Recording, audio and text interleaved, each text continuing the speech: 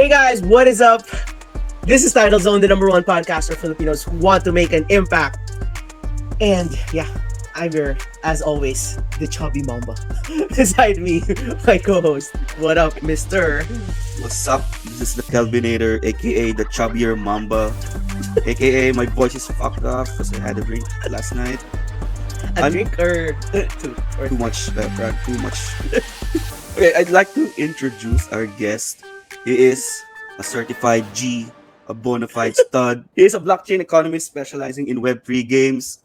Ladies and gents, Enzo. What's Hi up, guys. Enzo? Hello. Medyo nagbago kayo ng intro. Wala na yung mga AKA balik natin. Run it back. Basta, Hello, bro. thank you. Thank you for having me. Welcome to the show. We have a lot to talk about today. But yeah, so if you guys, for those who are just listening at this point in time, please make sure to like and follow us if you're on Spotify and YouTube. Make sure you do it now so you don't forget. Yeah, so dude, what is up? How has your 2024 been? So January has been busy for us. So for those that are following the crypto market, it's the trends going up, no? And with that, like it's been busy at work. It's been fun to see what's been happening in the market. But overall, been enjoying. It's a good start to 2024, and yeah, can't wait to see what's in store. Nice. And I don't know, actually si Enzo kasi alam ko you just got back from Japan after for the holidays, no? Ah, yes. So How was that? How's that been? it's a bit freaky actually. So if you remember, to start the year, Japan had like a big earthquake. They had like the planes that crashed into each other. Yeah. So during that earthquake, actually, my family and I stayed in Niigata, which is the prefecture just next to where the epicenter of the earthquake was. And a few days before the earthquake hit, that's when we went to Tokyo. We actually felt the earthquake in Tokyo, right? And essentially, the area where we stayed in Niigata was parang nawala ng water kasi nagkaroon ng syempre earthquake and stuff like that. And buti naiwasan namin, and we're already in Tokyo at that time. And when we were going back to Manila, essentially we flew out from Haneda. And we flew out at 2 a.m. essentially, and mga 4 p.m. Philippine time ata, that's when the planes crashed into each other in the same airport, from the same airport. So medyo lucky start to 2024 for us na hindi kami naapektuhan. Pero malas nung Japan. Pero overall, I love the country. It's always nice to be back there. Winter time is the best time for me, at least more than the cherry blossoms. And yeah, alam ko, galing dun next. And Yeah, hindi lang tayo hindi tayo Tatanong ko sa ano. nagkita. Hindi, pag alis ko pagdating niya. Yung day na umalis ako, day na dumating siya.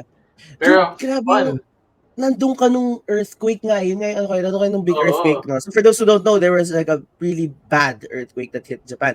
And not only that, kasi like it's a well-known, it's a fact na there will be a very big earthquake that will hit Japan in the next X number of years. Hindi lang nila alam kailan, pero it could be as devastating as the big one many decades ago, di ba? Yun yung sinasabi. So akala ko ngayon na yun eh. So natakot din ako kasi alam ko ang dami kong kilalang nandun at that time. But yeah, thankfully wala namang masyadong casualties din, I think.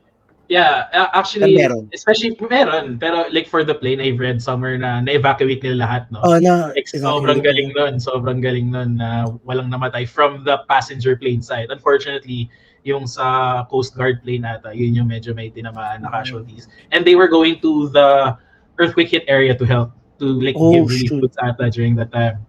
Pero yun nga, medyo rough start to 2024 for them. Pero I mean, Japan as a country as a whole naman, sanay na sila with earthquakes, resilient naman sila with that. Their buildings are built especially to counteract yung seismic waves, kumbaga. Hindi ako expert doon, pero yun yung mga fun facts na alam ko lang about the country.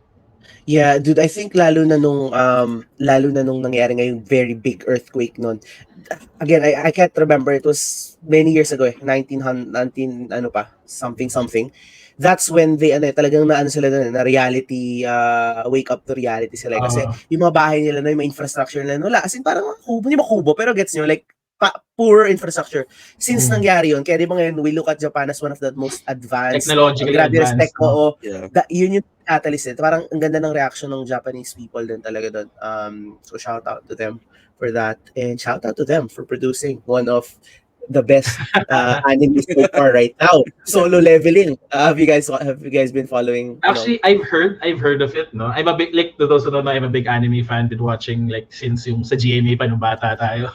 Yeah, mga nakadub. Mga nakadub. Kagaling sila Eugene, sila Taguro, yung mga yun. Doraemon. Pare, yan. Oo.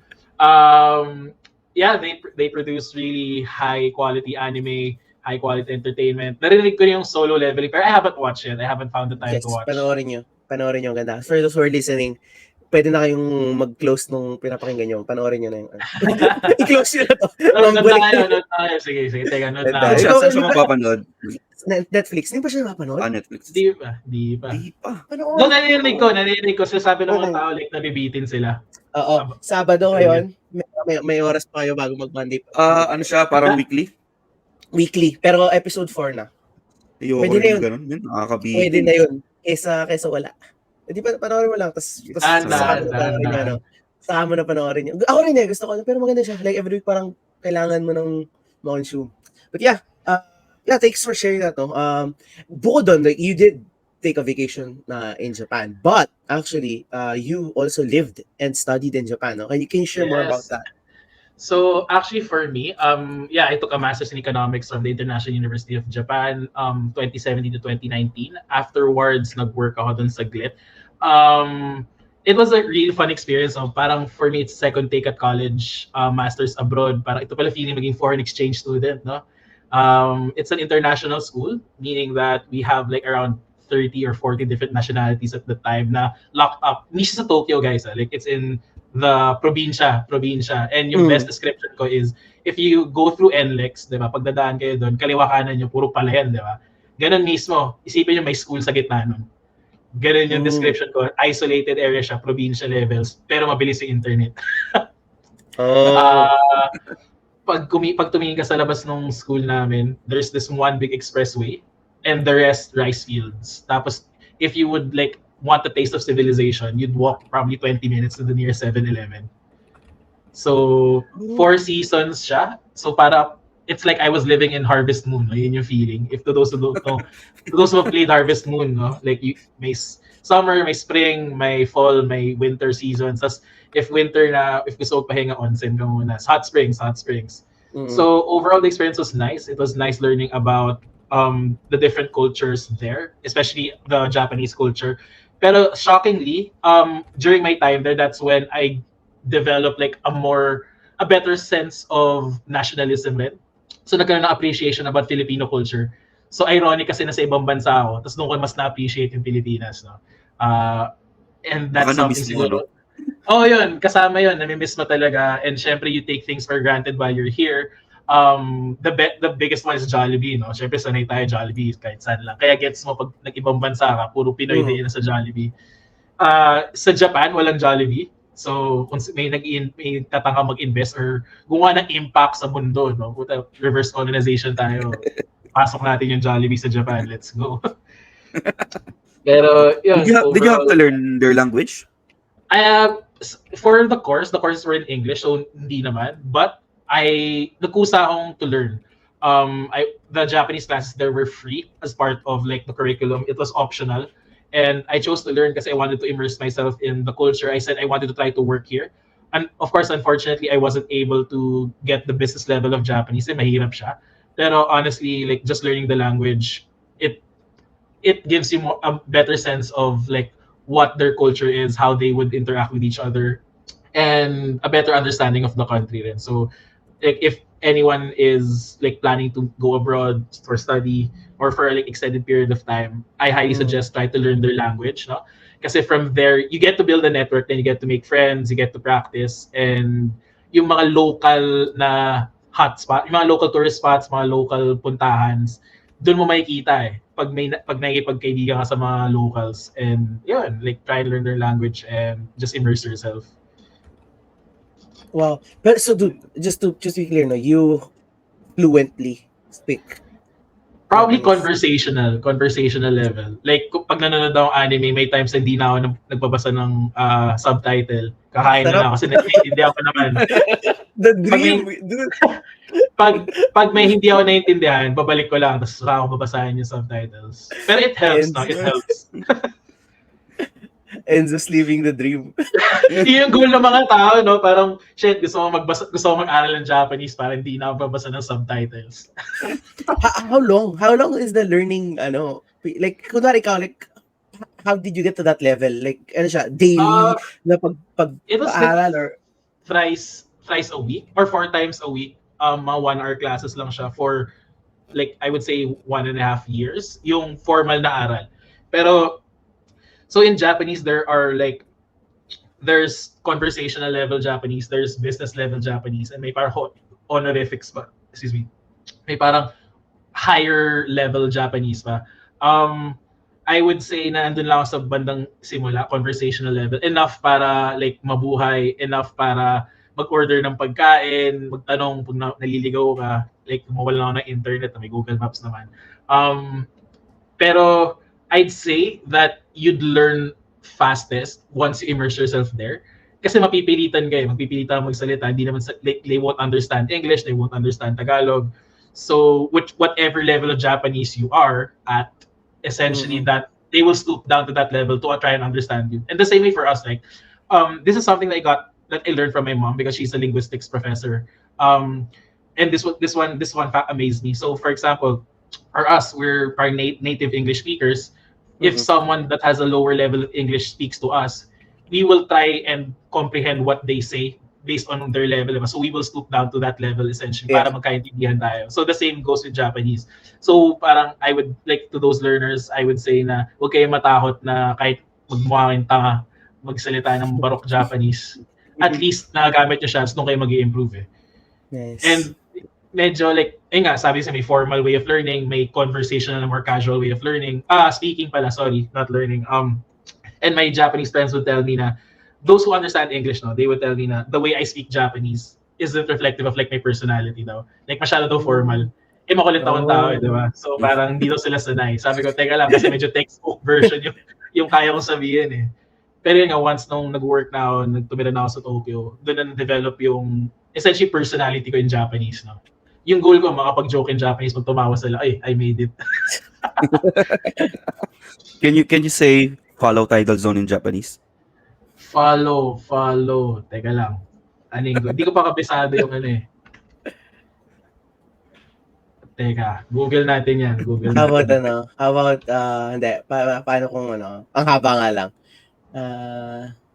Hindi, sige na lang. Baka. Tidal Zone Hashitagaimasu. Yan. Tidal Zone Hashitagaimasu. Alam nyo na. Nanonood kay anime, di nyo naman alam. Aral kayo. bigla ng gaslight mo nanonood doon. Pero like for me, very impressive. Like impressed ako doon kasi technically you can speak 3 languages, although wala namang value yung knowing Filipino language in the business arena. Sorry, wala naman kasing ganun. Pero still, you can speak your own language. You can speak English and then you can speak Japanese. Diba? May fun pa ako. Actually, may nakilala ako sa Japan. Kohai ko siya, meaning like lower batch. So she studied Philippine studies for undergrad doon. So marunong siya mag-Tagalog. Mas malalim pa yung Tagalog niya sa akin.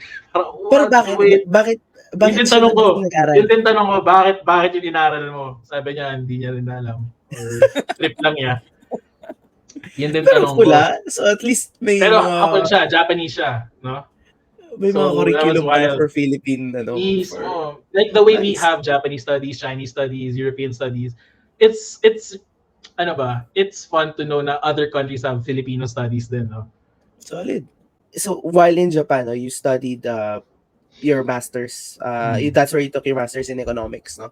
Yep. And can you share with us or the listeners like what does it mean, no? Parang master in economics, like so ano yan, economista ka ba? Yung ganun. Can you share a little bit about that program or what you learned or how that helped you? So essentially for me, economics is a really broad field, no? Like you can apply it to any industry in a way. I've heard it's during my master's is the first time I've heard of neuroeconomics, no, the economics of the brain. May ganun pala. So when I heard of that, no one realized that you can really apply these principles anywhere, no, like principles of supply and demand, principles of opportunity cost. Those can be applied in any industry, one way or another. In terms of the program itself, sa IUJ, it's more geared towards like government work, no? So most economists talaga, they're part of the government because essentially they handle yung economy ng countries, di ba? And since international school siya, it's cool kasi like I get to interact with like people from the Central Bank of Bangladesh, of Tajikistan, of different African countries like South Africa, Madagascar. So you get to learn about how like their economies function, how their economies run based on their own experience. No? And you get to share like, okay, sa Philippines ganito naman. Diba? So that's one of the cool things. I thought na economics won't entail a lot of reading, but I was wrong. Ang dami kong binasa na papers and it's more, like akala ko magaling ako sa math, pero nung nag-masters na ako, parang the math level there was really different. It was challenging and ipupush ka talaga to learn more than what you know from undergrad. Pero it's also fun in a way na you get to have these principles that you know you can apply in any field. So it's all good. It's a fun experience naman. And like to those like future economists, no, masasabi ko lang maraming like there's a lot of different ways for you to utilize that degree if you want to utilize that degree. And you chose to utilize it, no? To utilize like yeah. So from undergrad, yeah. pili ko talagang like naghanap ako ng ways to use it. So pagka-graduate ko medyo financial sector hindi ko siya magamit. So kaya ako nag-masters kasi parang okay, hindi ko nagamit yung economic learnings ko and stuff like that. And naghanap lang ako ng way to use it to where I am now essentially. Yeah. So you brought it to Web3. Web3 guys, again, this is medyo na to. Ilang beses na natin napag-usapan ito sa pero it is kind of the new new internet. Yeah. Kasi we are if you think about it, yun nga yung mga when the Facebooks of the world, yung mga social media, no, when they took, us by storm, yun yung parang Web 2.0. Web 3.0 is kind of a decentralization, meaning people have more power, more real power or real ownership of everything. It's more democratic na the processes and stuff. And yun, so si Enzo ngayon, he's in that field more of focusing on in game Web3 game economies, Web3 gaming economies, yes. So how does that work? Like how does it parang what's a day in your life like? A day in the life, essentially you play games, no? To understand the economy. Okay. To understand these economies, you need to immerse yourself din talaga. I'd say to your point a while ago, you said Web 2 is like Facebook. It's more of the read and write version, no? Where you could share content, you could create content, pero those that are earning from the content through the ads and stuff like that, sila Facebook pa rin, di ba? I mean, may percentage ka as a content creator, pero if hindi ka naman like magaling na content creator and stuff, medyo lugi ka.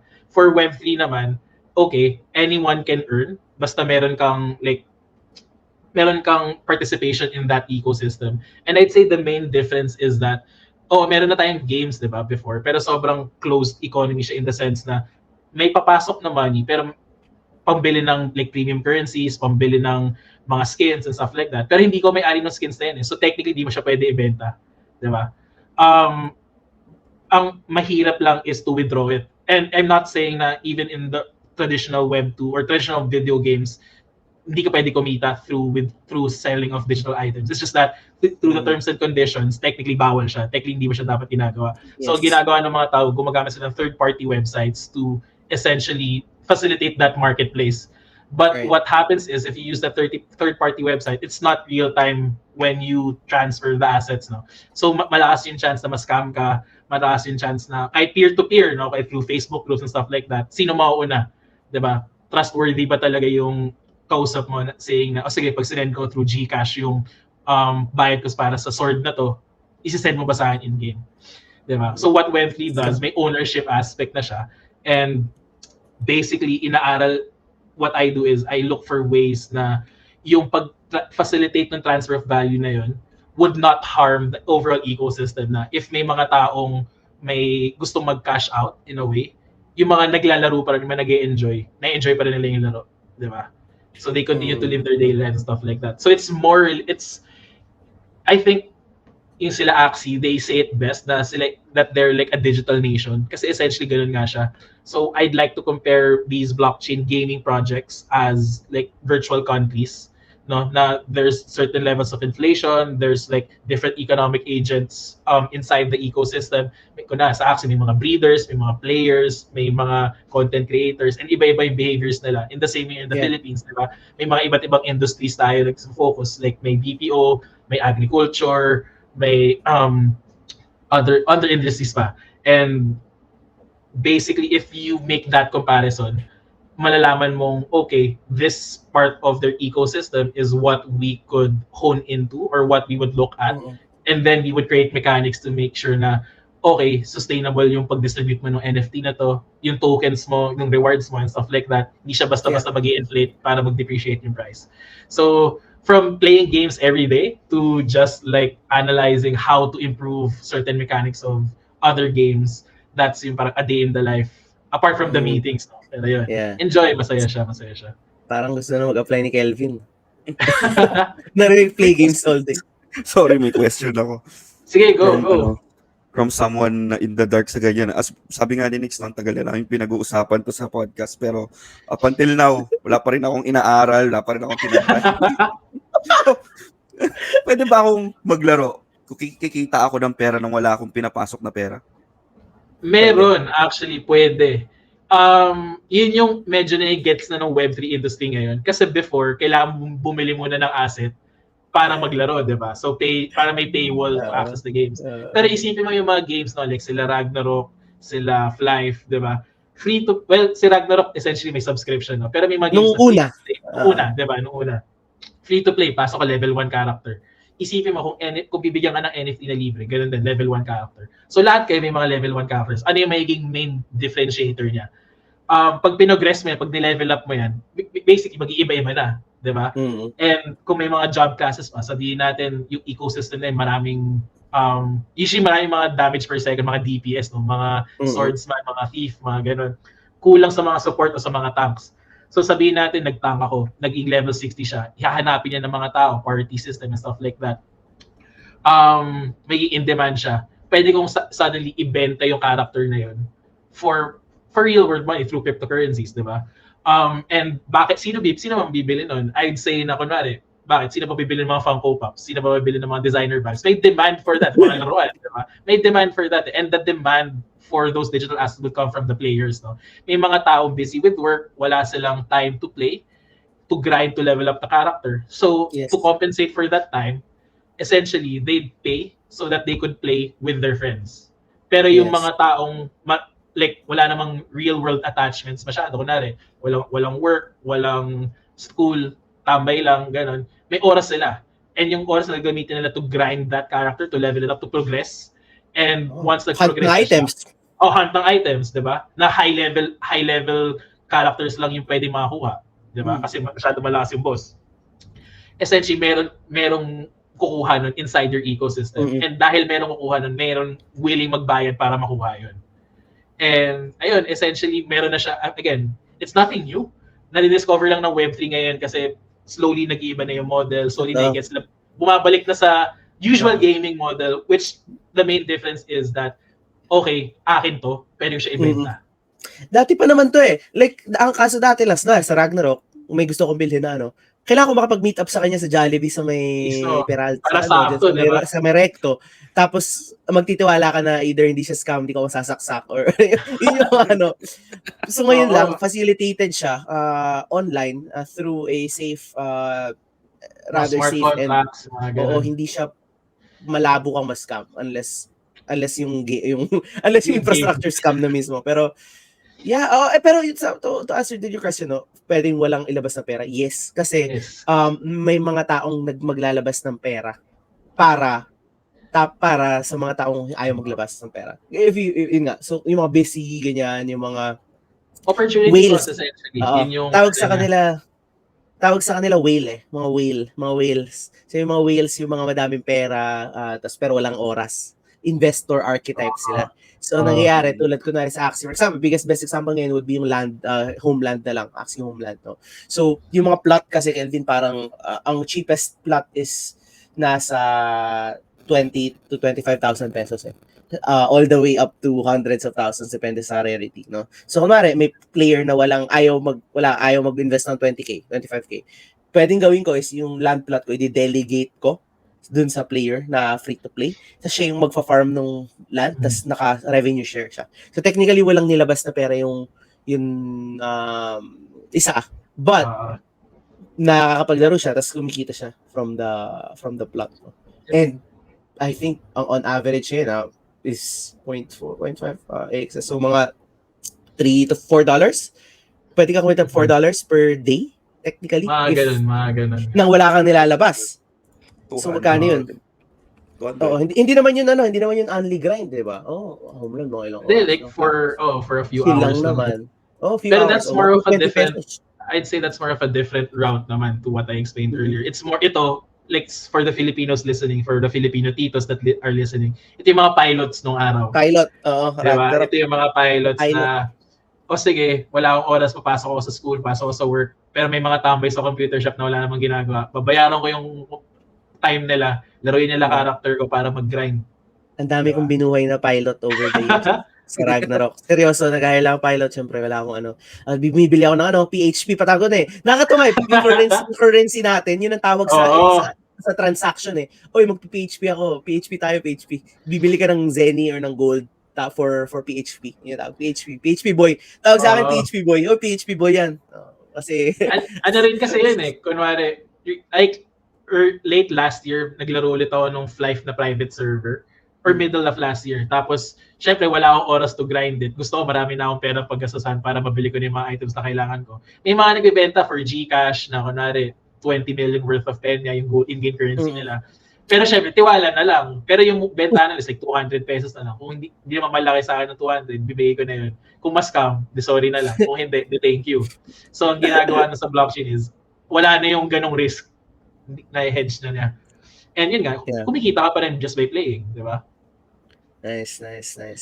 So, ang goal ko talaga dito is, kunwari sa LinkedIn, pwede mo lagay, meron akong 5 years of experience as a tank, o kaya as a paladin, no? As a white mage. May trabaho na siya. Hopefully, healer, no? May experience. Dude, kaya kailangan yung panoorin yung solo leveling. Yan, exactly. Kaya kailangan yung panoorin. Yeah. So, saya, no? Playing games. Technically, you're in ako namin na gaming industry. So, masaya talaga sa gaming industry. So ikaw, personally, how do you look at it? Like, how are you applying your the things that you learned in your studies and like in your job? Like, is there any specific case na you can share? Understand if bawal, where you can just kind of be vague about it. I think the research that I'm doing right now, that I'm trying to get published, is one of the main ones, no? So it's a very simple economic principle called GDP, or gross domestic product. Equation niya is essentially consumption plus investments plus government expenditure plus net export equals like yung GDP ng isang country. To those who are unfamiliar with it, essentially this metric is how countries compare their economic value towards other countries. Kasi mahirap eh. Essentially, the saying is you can't compare apples to oranges, no? So kailan apples to apples. So para malaman mo yung straight up comparison of two countries. And kunwari, for the Philippines, we produce like a set of goods A, sabihin natin rice, di ba? Pero sa United States, wala namang rice. Farm bread sila doon. Paano may compare yung dalawang yun, di ba? Kasi magkaibang product siya, magkaibang commodity. And iba rin yung, I'd say, behaviors ng mga tao sa Philippines compared sa US. Mas malaki din ang US ata compared sa Philippines and stuff like that. So ang dami factors na magdi-differentiate sa mga economies na yun. So how can you compare these? Essentially, through GDP by calculating the fair market value of the different assets produced and traded inside the ecosystem. So in that concept, essentially. Natutunan ko siya undergrad pa lang, na-hone ko siya ng masters. And essentially, I'm trying to apply that to find a way to measure value for blockchain games. As I mentioned earlier, essentially, we treat it as digital nations, no? Digital countries. And countries measure value through GDP. I'm trying to look for a way to apply that to essentially blockchain games. Kasi why blockchain games? Because essentially they're more complex ecosystems. Essentially pwede ka tumira inside like an MMORPG, di ba? Kung di mo kailangan matulog, kung di mo kailangan kumain, essentially pwede mo siya rin 24 hours sana. Metaverse skills, no? Ready Player One, essentially. Pero these digital countries, kailangan pa rin ng economic expertise in a way para mabantayan yung inflation, para magkaroon ng para central bank na magmamanage ng coins nila, na pag nag-overheat yung ecosystem, ano gagawin? Pag masyadong mabagal, paano may stimulate? Mga ganun. And basically, doon siya ina-apply. And right now, first step is measuring the value. Kasi once you measure that value, then you have an idea of, okay, how can I improve this sector? Kasi na-measure ko na siya. I think right now, the industry is looking at like token prices. They're looking at total value lock, but that doesn't really measure economic activity.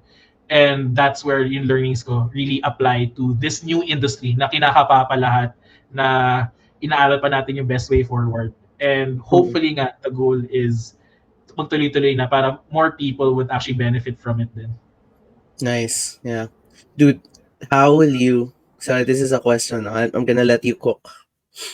How can all these... No? I know you're focused on Metaverse and the Web3 gaming, those economies. Pero can you take a stab at how can you fix the Philippine economy? Or does it even need fixing? No? I let you as an expert kind of have a take on that. Philippine economy. I'd say, first off, we're not a poor country. No? We're not a small country. I haven't seen the data, but it's really, we have good laws, we have good policies. It's the implementation of those policies, no? Na, okay, on paper, we see na this is what's happening. This is like the amount that we're producing. But then in reality, why can't we see it? Like yung trickle-down economics ka na sinasabi. So if I take a stab, it's more of implementation, no, of like the different policies that we need to focus on, rather than creating new policies na lahat. So parang the personnel needs, like parang some people need more accountability or have to do a better job na lang. Parang ganun. More of... And sa lahat din siya. Like, I would say, I'm not a political science expert or stuff like that. Pero what I see then is, okay, may certain level of distrust from like the consumer side din. Diba? Kasi syempre tayo nagbabayad ng tax and everything and stuff like that. May certain perception na pag nakita mo to, ito agad yung automatic na reaction mo. Diba? Pero like if you take out that emotional aspect to it or yung political bias mo, if you just look at it from a project on project basis, makikita mo na okay, may konting improvement lang. May konting improvement naman. It's just that mabagal. And I like if you look at the numbers, I would say na mas mabilis sana to if maganda execution natin. That's true. That's true. Execution. You have to execute that. So, Doon papasok yung ano, yung mga reklamong tao. So, pupunta yung tax, diba? Parang, yun yung issue dito sa Pilipinas, like, parang laging sobrang sensitive natin or galit tayo, hostile tayo sa tax eh. Emotional tayo eh. Parang, kasi parang feel ng mga tao, hindi nakikita din, no? You can't blame them, no? But, essentially, I'd say na, if kaya mong like mag-zoom out muna, may progress naman, konti lang, mabagal lang. Syempre gusto natin mas mabilis. Pero if you like fine-tune yung mga certain aspects, may kita mo na kaya natin humabol eh. Pero yun nga, let's see, sana okay yung leadership natin and stuff like that. Pero I'd say, yun nga, first step is people have to stop thinking that we're a poor country. Because we're not. Yeah, that's true. I have a question about kasi nakikita ko yung mga nasa likod ni Kelvin eh, mga Funko Pop. Yeah. So what do you think about stuff like this? So I think you also collect some Yes. You're also a collector. I actually collect Funko Pops, no. It's here in my room. It was a big collection before I went to Japan. I downsized kasi I needed funds, no. And ngayon like Filipino themed na lang yung tinira ko dito. And yun, like gets ko naman yung Funko Pops. Pero yeah, what's your question? Yeah, the question, gets naman yung Funko. Yun nga, so what do you, para for me kasi collecting is very subjective. Eh. Parang we as collectors, parang we think of ways to justify that this is an investment. No? But is it is it an investment? Like in your POV, as like knowing what you know about everything, like in the grand scheme of things, are Funko Pops or collectibles, are they really an investment, or are we fooling ourselves and trying to justify our luho? It's a bit of both. No, economic answer, it's a bit of both. Not all Funko Pops are investments. But kunwari, I'd say na yung Dragon Ball collection, kasi yun yung kinolek ko, yung Dragon Ball line before. May isang pop doon na I think at that time 35,000 pesos. Yung Vegeta na kakaiba yung colorway or something. I'd say those Funko Pops are investments. But the others na have a lot of the others that have a lot of supply essentially are, I wouldn't look at it as investments, but it would help sell yung main Funko Pop mo, right? Like if kunwari may bagong collector na magsa-start ng line, sasabihin nila, ayokong ibenta, ayokong bumili ng line na to kasi may isang Funko Pop na hindi ko naman mabibili or hindi ko mabibili kasi kunwari 10 lang sila, di ba? And ayaw mo naman gumastos na malaki for that one Funko Pop lang. Diba? So if may set ka, mas madali siya ibenta. And if meron ka nung isang Funko Pop na nag-appreciate na in value, pwede mo rin siyang isama dun sa set para mga sales techniques and stuff like that. I'd say not all Funko Pops would be considered investments. Not everything we collect is for investments. Pero like if you collect something, may certain level of utility ka that you get from it, diba? Like masaya ka, gusto mo siya nakikita and stuff like that. So do what makes you happy. If kailangan na ibenta, hopefully mas marami ng taong naghahanap ng line na yan kasi mas sikat na siya. May bagong release na show about it or stuff like that. May ibenta siya na mas mataas. And a funny story ako na gusto i-share actually. So I used to collect Funko Pops. In the middle of like the rice fields of Japan, may isang maliit na mall. And sa mall na nakahanap ako ng may second-hand shop essentially. Merong ako nakita isang full set ng Michael Jackson Pops. And to those who don't know, Michael Jackson Pops, hindi siya ginagawa. And nung chinek ko yung price, nung kinonvert ko, parang lumalabas 1,000 pesos lang isa. So parang ako, okay. 1,000 pesos lang isang Nakamit ka pala, Nix, no? Sorry, 1,000 lang pag binili mo. Pag binili mo. 1,000 pesos lang siya for each Funko Pop. 6 yun. No? So, ang ginawa ko, hindi ko na pinansin, sabi ko, baka nagkamali lang sa ng price. So, bumalik ako after 2 weeks. Andun pa rin, 1,000 pesos pa rin. Binili ko na lahat, nag-ipon ako, binili ko lahat yun. Tinago ko muna. Nung dumating yung family ko to visit, pinauwi ko sa kanya yung Funko Pops. Yung pinsan ko kasi, nagbebenta siya, or nagko-collect din siya, marunong siya mag-trade. So, ang ginawa ko, pinabenta ko sa kanya. Binigyan ko siya ng isang Michael Jackson na sobrang rare na talaga at the time. Yung 1,000 na yun, nabenta niya 6,000 isa. So, meron talaga eh. Diba? I'd say geography plays a factor into that.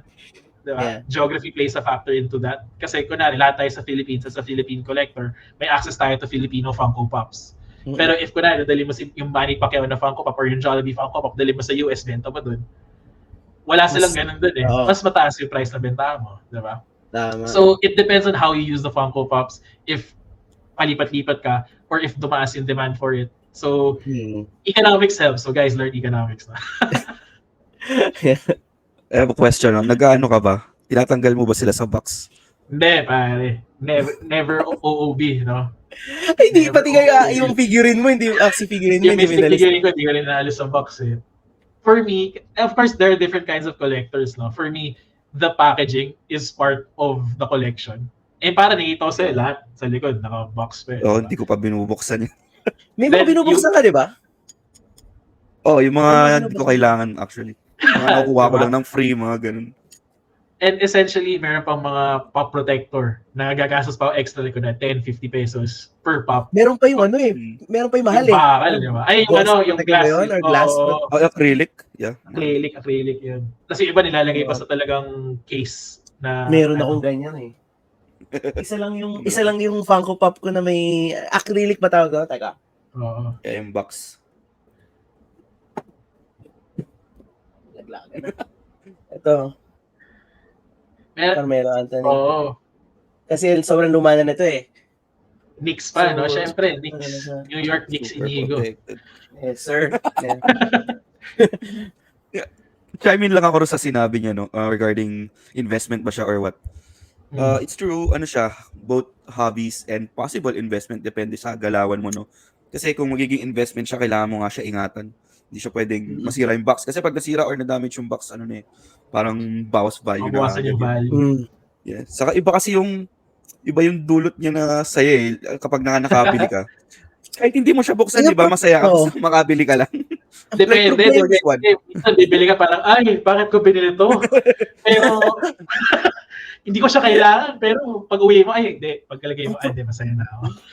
Ang problema ko ngayon, as a collector din naman, gets ko ngayon, pero ayoko talaga ng naka-box minsan yung, tulad like, ano ba, tulad nito, magiging limited edition na to eh, sa Japan, di ba? I'm sure Enzo nakita mo sa mga Uniqlo. Pero ititigil na yung ano nito eh, yung production to, makita nyo ano siya, green na Doraemon. Ano kasi siya eh, purely 100% recycled. Tapos, basta, siya yung ambassador for eco-sustainability, something. So, ito, I mean, hindi siya naka-box talaga, nakaganyan lang naman siya. Pero like yan, gusto kong meron ako niyan, pero like, I'm not gonna go out of my way na protektahan to. Like, hindi ako ganun. So parang in a way, collector ako, pero hindi ko na-protect yung value ng mga kinokollect ko. Parang zero. Puro lang, enjoyment lang. Yun nga, what you said, yung utility that you get from that collection is more of enjoyment. While others, utility nila is more financially driven. Diba? Yes. And may mga people naman na they would take it out of the box, i-fold nila yung box at tatarago. Diba? Aalagaan pa nila yung box in a way. It's just that may sense of protection ka lang if naka-box yung mga Funko Pops or yung mga collections mo. Para lang, okay, since naka-box siya, kailangan protektahan naman yung box ngayon as a whole. Isa Funko Pop naman, nagigets ko yung concept eh. Kasi actually si Kelvin din yung lesson sa akin sa mga Funko Pop.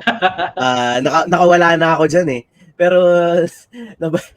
yung pinaka-issue sa Funko Pop, gets ko. Okay, I agree naman. Hindi ko naman siya gusto ilabas. Like, okay na account. Kaso grabe, sobrang space eater.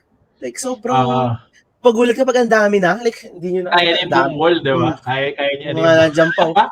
Hindi ko naman.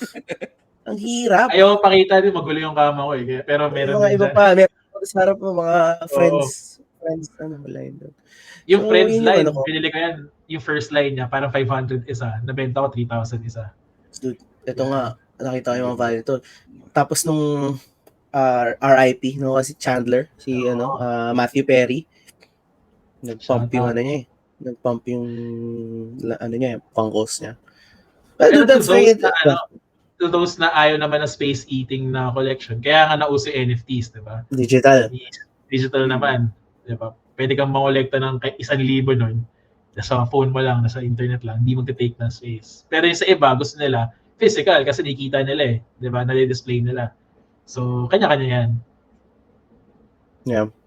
Dude, so I wanted to talk a little bit about gaming, no, specifically. Dami namin tutunan sa economics angle and side. For gaming, dude, like you've been gaming for I would assume since my whole life. Yeah, your whole life. What's your favorite? What are your favorite games? Favorite games? MMORPGs for me, Flife, no? Flife. Again, Ragnarok sana, kaso may subscription at that time. So, paywall.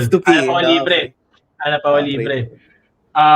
Consoles, I'd say Suikoden 2. Yung RPG game na yun. Yeah. I'd even go as far as saying I'd like Suikoden 2 better than like Final Fantasy. Wow. That's I'd say so. Hot take, no. I'd say Final Fantasy is more mainstream in terms of stories and like the collection of characters, the mix and match of like certain teams. Mas flexible kasi yung Suikoden series by Konami. So to those who don't know, you collect 108 characters, and the ending of the game will depend if you collect all the characters or not. No? Yeah. Actually, I played it. I just don't. I didn't, maybe play it enough. But I do agree, it's a really good game. Yeah, sobrang niche din niya. Pero like it's one of the games na made me appreciate RPGs, no? Console games and stuff like that. Of course, I still played Final Fantasy, FF7, Crisis Core, FF9, 10, 12. But I'd say mga top games, that yan, Suika din too. Mga more casual ones, syempre 2K, Dota. Dota casual pa ba? I don't think casual and Dota. NBA 2K, no? NBA 2K before, syempre dati NBA Live pa nga, di ba? Nung una. Pero syempre, 2K na yung uso ngayon. Twisted Metal, to those who don't know. Oh, yeah. Love that. Mga racing games na uso at that time. Twisted Metal took it up a notch. They add like machine guns, barilan to it. So those were the games I grew up playing. Of course, no high school, naging Dota na. And yeah, MMORPGs, yun yung genre ko. Yun yung genre ko. Nice. If you have the power or the chance to create yung sarili mong game, no? Anong style ng game yung gusto mong gawin?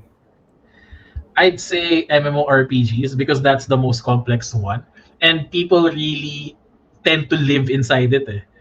And once you form that community and once na-attach na sila dun sa world building siya essentially like Dungeons and Dragons, diba? Pero ito video version. World building siya. And once na-attach yung mga tao, andun na sila for life in a way. I've read research articles saying that people like in RuneScape, people still play RuneScape. Mga 1990s pa yun. People still play World of Warcraft, di ba? So those games essentially, once like na-attach ka na talaga, you spend like thousands of hours playing, ang hirap na mag-disconnect, di ba? And as a game developer siguro, if you would say na umabot ka sa level na yun, parang popular culture na siya, pop culture na siya, part of like that generation's history na. So, kaya MMORPGs for me at least. Grabe na yung legacy. And I can attest to that kasi to be honest, I've been playing Ragnarok Online since it came out, no, 2003. And napapatigil lang naman ako pag nagsasara yung server eh. Like, kunwari, wala nang server na. Like, talagang, kung hindi naman sinara yan, kung hindi siya nagsara ever, parang RuneScape din yan. It's actually, in my opinion, it's the World of Warcraft of Asia, of Southeast Asia, of Philippines, no? But yun nga, minsan kasi, publisher lang naman, iba yung nag-fail. But yeah, I love the answer na MMORPGs. Especially also, I think ma-apply mo din yung, yung economic background. Actually, fun fact, no? Basically, yung Life, yung mga ganong klaseng games, yun yung nagtulak sa akin towards like the course, like economics, no? So grade 4 pa ako nun, na intro ako to Life, to MMR, to run, ano pa ba mga games nun. Tapos from there, sabi ko, natutuwa ako na makakuha ko tong item to, may benta ko ng malaki, tapos makabili ako ng ibang items, essentially. So from there, na-spark yung interest ko in economics, inaral ko siya. And parang full circle lang na ngayon I was given the chance to work in Web3 gaming as an economist then. So, yeah, masaya. Living the life. So, speaking of games, you wanted to say something? Yeah. But I will transition itong something else. Yung tanong mo ba is tungkol pa rin dito? Hindi, may flash lang sana ako pero mamaya na lang. Ito yung news. Sige. Okay. So since you guys have been to Japan, we've talked about anime, games. Nakita ko kasi si Gengar dun sa likod mo. Saka si Magic. Tanong ko lang, sa Japan, anong mas sikat or mas gusto nila? Is it Pokemon or Digimon? I'd say overall, mas sikat pa rin Pokemon, no? They have manhole covers, they have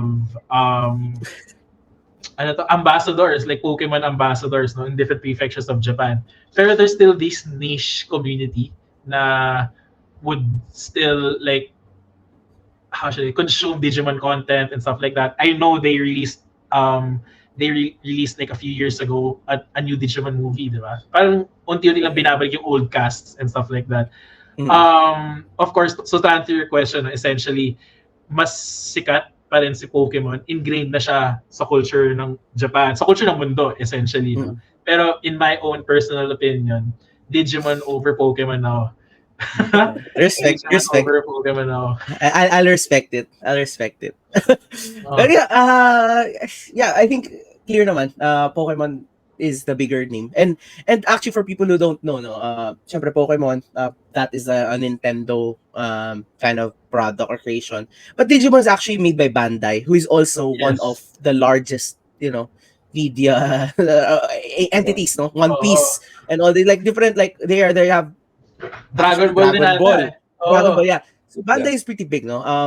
I just say siguro na talagang Pokemon iba kasi Pokemon hits differently. But again, I get what Enzo means kasi ganyan ako minsan may mga bagay na ayoko, mas gusto ko yung mas hindi mainstream. May ganyan akong moment kasi I think Pokemon really masyado grabe impact sa Pokemon kasi bata pa lang ako. That's what I would play in my Game Boy. That's the first game I would ever play. I got involved.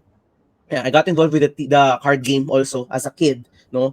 Sumasali pa ako minsan sa mga mall. Para iba yung sa akin Pokemon na hindi siya, although nagkaroon ng point na hindi na ako ganun ka-invested. Nagpahinga ako, like priorities changed. I still loved it to the point that now I'm collecting these and playing the game again, no? The Pokemon card game and having the real life cards. So, yeah. Actually, that's one big factor, no? The fact na mas sikat yung merch and yung games outside the series, no? Kaya mas nag-expand talaga si Pokemon. I think for Digimon, may games siya sa PS1, PS2 at that time. May konting merch. Pero yung main difference niya, like yung Digivice, para siyang Tamagotchi nung araw. So meron ako nung araw. In terms of the series, naging redundant kasi si Pokemon for me. Pare-pareho na lang gusto ni Team Rocket na awin si Pikachu. Tapos eventually, lipad sila. Tapos, mas pangbata siya. Mas pangbata siya. Pero yung Digimon, I rewatched the first series talaga, I think 2019. And I realized hindi pambata yung themes niya. Animation talaga. Animation talaga. And ano siya, like, you know how Japanese animes, they take inspiration from real life, no? Like yung mga places niya, Shibuya crossing talaga, yung drawings, ganun. So sa Digimon, galing siyang galing siya sa, I would say, Nerima City in Tokyo. And nung tumira ako sa Tokyo, tumira ako doon sa Nerima. Hindi ko alam na doon sila. So essentially, napuntahan ko yung mga apartment buildings kung sa story ng Digimon, kung saan nila nakita yung mga first Digimon sa mundo. So, pag pumunta ka sa area na yun, may marker, may mga Digimon markers saying na, dito based yung story, dito sila pumupunta. And I take photos din kasi. I like to take photos. What I did, I rewatched the series, I took screenshots of the real world scenes there. So, pinupuntahan ko siya sa Japan, pipicturean ko din, i-remake ko yung shot na yun. So, fun siya for me. Mas totoo yun. Like, hindi ko i-defend yung Pokemon doon. Sorry, Pokemon TVC. Like, tinry kong panoorin ulit. Sobrang ridiculous. Ha? Seryoso? So, talagang parang ilang seasons bago mag-champion si Ash, diba? Tapos 10 years old na siya the whole way. Parang sobrang hindi nga siya like for the show, hindi ko kaya i-defend. Sorry guys, hindi ko ma-defend. Tinry ko panoorin, nalala. Si Digimon, actually, to be fair, they've been stepping up lately as well. So yung Digimon, meron na rin card game si Digimon. It's not as big as Pokemon. Like, I don't think Pokemon is still kasi even when you look at it, Magic the Gathering, Pokemon, yun yung talagang mga kings of trading card games. But to be fair, again, like what you said, Digimon, there's lumalaking scene nila somehow sa card game. And I hear from card game enthusiasts that I know it is a good game. So yeah, I think I don't know what happened in the last 3 or so years, pero parang Digimon has been kind of trying to revive that franchise then. They're really having a revival. I think I mentioned that they released new movies, new content. Spoiler alert lang, no? So skip nyo mga 10 seconds or 15 seconds ng mga parang tumatanda na yung mga chosen children, college na sila, so naghihiwalay na yung mga Digimon nila. And dahil tumatanda na yung first set, nagpo-focus na sila ngayon sa yung next movies ata tungkol dun sa second set of like yung season 2 na hindi naman Gen Z, mga season 2 characters. Sila naman. So, ayun, fun. Good, it's good na nare-revive sila. Kasi may cult following din ang Digimon, no? It's just not as big. Yeah. Sino yung franchise player ng Digimon? Like, Sila opposite ni Pikachu. sila Agumon, no? Sila Taichi. Yung Tignan ko nga yun. Pero wala eh. Like yun yung thing eh. Like hindi sila nag-all in sa isang Mag- naging sila nag-all in sa isang mascot eh. Sa Pokemon kasi Pikachu lahat kahit kubeta Pikachu nakakabit. Mascot? Bakit mascot? yung sa Hindi akin, parang ito, mascot parang yung yung lead ito ano. favorite ko, si Gabumon. No? Yun Oh. nga, hindi siya yung face eh. Parang wala, tama sa namin ni Nex eh. Hindi sila nagfo-focus sa isang lang. Kumbaga, ma-attach ka sa isang certain monster. Depende sa personality mo. No? Yun nga maganda. Kasi yung annoying sa Pokemon, parang Pikachu, sinashove si Pikachu down our throats eh. Kung hindi Pikachu, Charizard, parang dude, like, what if hindi naman yun like sila lang yung sa games, si Charizard laging malakas. So, sa mga merch, Pikachu lahat ng So parang, although they produce merch and plushies for almost all Pokemon, to be fair naman. Pero iba kasi, yun yung thing. And again, that's another thing na I like siguro sa Digimon. Naku, putik na convert na ata ako. So, yes, let's go. na lahat to Digimon. Isipin mo, like, yung sa series, di ba? Yung nung start ng series, si Pikachu na Thunder type. Parang tinalo niya yung Onix ni Brock na bato. Hindi totoo. Inoriente niya. Nilaro ko yun. So I had Pokemon Yellow no growing up. Na syempre kasabay ko pinapanood yung series. Sabi ko, ba't di ko magawa dito? Ba't di ko matalo-talo si Onix gamit yung Pikachu ko? Grabe yun. Alam lang natin ng panahon na yun, no? Oh, that's cap. Well, speaking of Pokemon and Digimon, I wanted to share this. No, let's talk about this a little bit as we are in games, talking about games and gaming. No, palworld, guys. So palworld is a new game that just came out. I think a little over 1 week and a half or 2 weeks as of recording this. It is being called as yung tagline niya is Pokemon with guns, no? Pokemon with guns. So makikita sa picture niya, may mga naka-machine gun and all. So open world game siya. It's kind of like if you played Pokemon Legends of Arceus, Scarlet and Violet, and Legends and Zelda games. Para siyang ganun. Medyo survival game na may open world, may mga creatures called PAL. You capture them using a PAL sphere. Parang Pokeball din. So medyo medyo kapit talaga. But anyway, this has kind of took the gaming world by storm. It is the most successful release on Steam. Highest grossing. So basically, they only had a 7 million budget and hundreds of millions of dollars na yung kinita nila. They started as an indie game studio and they have achieved so much. So this is a big deal. Kaya siya sobrang naging big deal. Grabe, hindi makapaniwala yung mga tao na paano nila nagawa to. Right now, they're being hindi naman sued, pero Nintendo has been looking into it kasi may mga PAL sila na medyo kamukha ng Pokemon talaga. So kung makikita mo yung dito sa gitna ng picture yung yellow na may kuryente, may kamukha yan. Tapos hindi ko maalala yung name. Isa pang kamukha ni Eevee, ito Gardevoir yung green dito. So talagang medyo mapapa ka. So medyo in hot water sila ngayon with a possible lawsuit or allegations. But wala pa naman. Lang kasi people know Nintendo as a litigious medyo sila. Protected their IP. But yeah, dude, so seeing this, I'm not sure if you played it, but seeing this, grabe yung success na to. It's not a Web3 game. It is a traditional game. And it has been a while, actually, since a Web2 or like a traditional game made a splash like this. And we haven't seen this in half a decade or so. Siguro, GTA, that's GTA, tagal na eh. Tagal na nung huling labas nun eh. So wala, para in recent memory na lang. I don't wanna be misquoted. So in recent memory. So dude, this is a big deal. What do you make of it? Like, why do you think it's this good?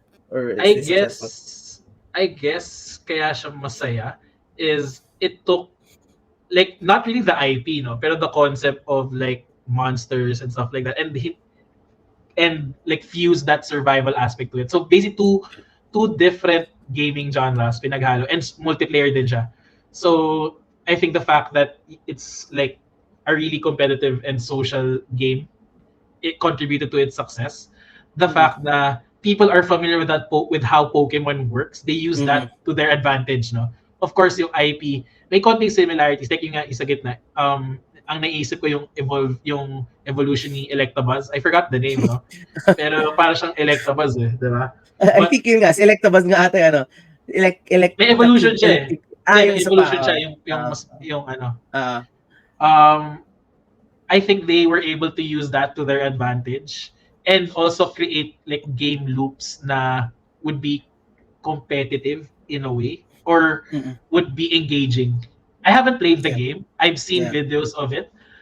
Pero yeah, to your point, it's been a long time since like a traditional game made waves. And you would know that, especially in our Twitter, no? Pag puro Web3 pina-follow mo, pag bigla may Web2 game na nag-pop up, na uy, ano to? Diba? Parang, papag-usapan. You'd look into it eh. I like the concept na may guns na in play. So parang siyang Rust, di ba? Parang Rust Yes, yung play people compare it to Rust Pokemon, actually. with Pokemon. A lot are saying na parang pambata si Pokemon na okay, pag natalo mo siya, nagfi-faint. Hindi namamatay yung Pokemon, nagfi-faint, di ba? Ito, tapos parang isipin mo like sa series, wala bang panlaban yung mga tao against these Pokemon. Ito parang they took it up a notch, di ba? Parang, nga na, may mga baril naman tong mga tao eh. Technically, pwede mong barilin ng mga hayop lang naman to eh, di ba? In their world, they're just animals eh. Dude, nilaro ko ito kagabi. So, nagpaka-GTA ako, meron doon na parang parang lang siya, may campfire, tapos parang nagpapainit lang yung sundalo. Sundalo siya nakalagay, expand soldier or something. Sinapak ko, so parang biglang naging wanted ako ng GTA, tumakbo ako, may mga guard, may mga lumangoy ako hanggang mawala yung wanted level ko, parang gano'n. Ano ba siya? Instance siya? So like kung gumawa hindi siya MMO, hindi siya MMO eh. May server ka. Pero pwede tayong multiplayer. So kunwari pwede akong gumawa server tapos nandun tayong tatlo or up to 32 people. Pwede. Parang Valheim, no? Mga ganun. Yeah, so nakakatawa na parang yung wanted ako, ganyan. Tas tama ka, yung faint, no? So dito, yung isa kong yung Pokemon, yung pal ko, yung Pokemon. Yung pal ko na kamukha ni Vulpix na dun siya mukhang ginaya. Nilaban ko siya sa level 33 na Mamores, parang elepante na green. Level 6 pa lang kami, level 5. Namatay yung pal ko, hindi ko na siya magamit. Ang hirap pa naman hanapin nun. Like, pumunta pa ako sa kuweba para makahanap ng nag-aapoy na, akala ko campfire, yung pala yun siya. Parang ganun, nakatutulog lang siya, tulog siya. Alam niyo yung scene sa Pokemon si Charmander na nasa yung may ilaw? Parang ganun. Sabi ko, ayos. I guess yung appeal niya is yung realism, no? Yung realism of that world. Kumbaga, paano ko naging realistic si Pokemon? Ano yung physics behind it and stuff like that. Diba? Masaya, palworld. Nalaro ba to, Kelvin? Try nyo. Hindi pa eh. Kakalaro ko lang kagabi actually. So yeah, actually 10 hours ago or 11 hours ago, something like that. Ang ganda. Solid. Yeah, palworld, check it out. Grabe. I think this is an interesting phenomenon in gaming, and it gives me high hopes. Like parang it could have been what the gaming industry needed. Not just Web3, like overall. Para kasi you need fresh content like this. No? I understand Genshin Impact, maybe that was a big like from before. Pero sa akin kasi it depends kung saan mahuli yung kiliti mo or ano yung mga interested ka. Like ito parang okay, Pokemon na parang may pagka GTA, pagka survival, parang puti ka na to, may baril pa, So they did say that in the future they plan to do a PvP. So ngayon kasi walang PvP, and ako medyo pag walang PvP yung game parang medyo walang competitive. Pero magkakaroon. This is early access pa lang naman eh. So yun pa isipin nyo, early access game, ganito na yung na-achieve. Yeah, so it's a pretty solid run for them so far. Nice. Solid. Yeah. Saan si palworld dito? Check it out. It's available sa Steam and Xbox. Nasa Xbox din pala siya, no? Magkakaroon din ba sa PS? Console game din siya eh. Yun ang pinag-aano kasi parang sinasabi na medyo may loyalties. Kasi yung una nilang game, Xbox exclusive eh. Pero hindi naman to Xbox exclusive, pero sa Xbox pa lang siya. Pero feel ko magpe-PlayStation to. Like I don't see why. I don't see why not. It doesn't need to be exclusive unless Xbox based them exclusivity deal. So far naman wala naman daw exclusivity deal, so we'll see. Pero what I'm following now is yung possible lawsuit. Kasi alam niyo, sino pa isa sa mga nakakatawang nagmi-meme yung yung gumagaya kay LeBron na nagmi-meme yung that dude na nag-impersonate kay LeBron. Gumawa na rin siya video na parang lawyer siya nung palworld. Tapos meme na rin nila. So talagang people are talking about this. So hopefully, we'll see. I hopefully hindi na siya habulin masyado ni Nintendo. Kasi and rather maybe they use this as an inspiration. Make a game like this, diba? Hindi naman with guns, pero like they have never made a Pokemon MMO like that. Wish ko yun. Dude, they have to.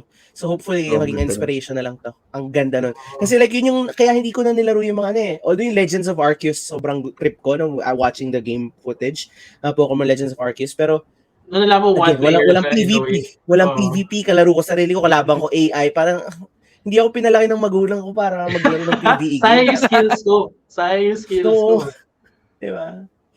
And I guess that also contributed to why it's so big, no? Because people were looking for that kind of like interactivity or social aspect from Pokemon, pero hindi nila ginawa. I guess maybe Nintendo's like playing it safe kasi di rin sila sure if papatok. Pero sabi ni Palworld, kakayanin nila, di ba? Sabi ni Palworld, sige, kami na lang gagawa. Yeah. Di ba? Okay, try natin to. Yeah, so cool, no? So this has been we've tackled a lot, no? Maybe as we close, is there anything else, Kelvin? Did you wanna maybe you have any more questions or gusto pang wala naman, bubugutin kay Enzo? Ano lang ako, men. Ang tagal na natin pinag-usapan kasi nga yung Web3, NFT, crypto. So ito na talaga siguro yung gagawin kita, no? Simulan. Yeah. De-delegate ko sa yung land ko sa homeland. Mag-farm ka para ma-experience. I think it's more Magkararo ka for 250 PHP. Ano yung mga games na nilalaro mo nung like growing up? Yeah, ay pala, ay tatanong ko, like ako, no, gusto ko magsimula. Ano yung ma-recommend yung laruin ko? It depends muna of what kinds of games you played growing up. Kasi kung I would recommend an MMORPG pero wala ka naman palang oras to grind that game. I wouldn't recommend it, di ba? So there are people who like grew up playing Candy Crush. Gusto nila yung mga casual games lang. So I would recommend like Web3 games that are more chill, more like kunwari, si Axie, di siya chill per se na pag sineryoso mo. Pero kung casual, pwede siyang maging casual game eh. Di ba? Na 5 energy lang gamitin mo a day and stuff like that. So again, babalik ko muna yung tanong sa'yo. Like, anong games yung nilalaro mo growing up? Wala in general kasi nilalaro ko kahit ano talaga before. Like ano yung mga nilalaro Goat Simulator nga nilalaro niya eh. Bus Simulator. Mga simulator nilalaro ko eh. Kung mga simulation games, probably ano na lang siguro, bigay mo sa akin yung kung saan ako pinakakikita ng malaki. Kasi yun naman yung mag-drive sa akin eh, yung pera eh. Yung pera? I'd say maghanap ka ng project na starting out pa lang. Though high risk siya. Kasi syempre hindi ka sure kung ano mangyari in the future. Pero sabi nga, high risk, high reward. Pero sa manikinig, not financial advice, no? I mean, maghanap ka ng game na una, trip mo laruin. Pangalawa, medyo bago-bago pa. Kasi yung early adopter ka, usually andun yung mga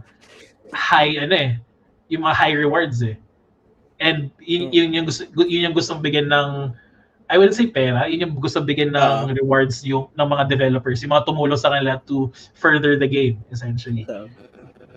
So, may mga games, ayaw nang sabihin kung pwede ka nang sabihin offline na lang siguro para hindi ako maano. Pero I'd say yun, maghanap ka ng game, do your research. I'd look into if it's fun for you to play. 2, I'd look into the team, ano yung background nila. 3, I'd look into the community. Diba? Nice. So, yun yung mga pang-audit ko, self-audit for those kinds of, if you're looking into Web3 games to earn, yun yung mga titignan ko. Okay. Yeah, research. Kailangan mag-research. Your own research pa rin. DYOR. Alright.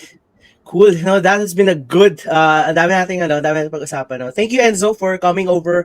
Do you have any last things, any call to actions that you want to throw in? Sige, ano Digimon? na lang. Join the Digimon army.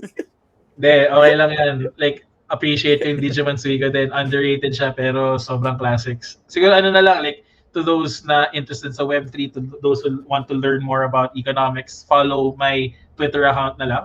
It's at econenzo. Doon ako nagpo-post ng mga analysis ko, threads ko, and random like Web3 postings about games that I play and stuff. Yun yung pwede nyo i-follow. At econenzo. Yes, we'll on Twitter. And sa Spotify and sa YouTube. And kung curious lang kayo sa mga photos, hindi natin pinag-usapan, pero curious lang kayo, at Enzo Shoots naman on Instagram. Yung ano mo, mga photography. Photography stuff doon. Sige. Follow niyo yan. Oo. Alright guys, ayan, make sure to follow Enzo on @econenzo for his insights, and kung gusto nyong kiligin sa Uh, mga photography, @Enzo Shoots. at Enzo Shoots on Nice, Instagram. nice. Cool. Yeah, sorry, last one. Any last piece of just one advice you can give out to everyone? For me, sir, if there's one piece of advice, like, don't stop learning. Alam ko cliche siya, pero like for me, masters, matagal na siya sa plan ko. Pero even though tapos na ako mag-aral ng masters, like I could continuously learn through what I do. And siguro plan a few steps ahead. Like one of the challenges I got was, ito pala, one of the few most people tell you na to reach your goals, no? Like to do stuff or to reach your goals, but no one tells you what to do once you reach them, no? So I'd say that's where like advanced planning comes into play. That's where continuous learning comes into play. And yun, like stay curious essentially. Nice. Gusto ko yung quote mo dun Ayan natin yan. Pa-viralin natin yan. No one tells you what to do. Diba? Dude. Parang no one tells you, everyone tells you how to go and achieve your goals, but no one tells you what to do after you achieve them. Diba? Parang doon na natapos eh. So what's next? Yeah. Yung gap sa schooling system. But again, that might be a whole topic. Parang paisip ako, yeah, actually I'm thinking about advanced studies din kasi now, so that's kind of helpful for me. Yes, so I think we're ready to lock this in. Thank you so much, Enzo, for your time and for your wisdom. We definitely learned a lot, and hopefully you guys who are listening learned a lot as well. Thank you so much for tuning in to Title Zone, the #1 podcast for Filipinos who want to make an impact. See you guys again next week, or check yung TikTok para lagi nyo nakikita daily, diba? Daily drops. TikTok, YouTube, Facebook. Yeah, Kelvin, you wanna? Wala na. Yun lang, follow us on YouTube. Follow us on, not follow, subscribe pala sa YouTube namin. Subscribe, like, our goal is to ulit. Yeah, panoorin nyo pa ulit-ulit. Like nyo lang pa ulit-ulit. Comment na rin kayo. Mag-disagree kayo, mag-bash kayo. Kailangan namin yun para engagement. Is Taylor Swift the great? Alright guys, see you there. Keep on supporting the journey. Thank you guys, and see you again next week. Bye.